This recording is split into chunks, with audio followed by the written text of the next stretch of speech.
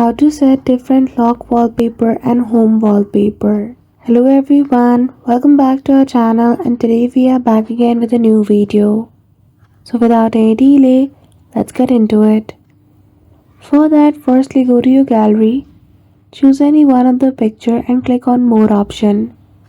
Then click on set as wallpaper, adjust the image and click on apply to.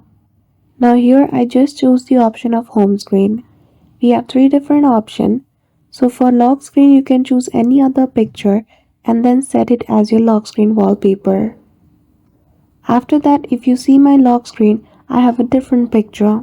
So that is how easily you can set different images as your home screen wallpaper and lock screen. So I hope you found this video helpful. If you did, don't forget to give it a thumbs up and subscribe to our channel for such tutorial. Thank you for watching till the end.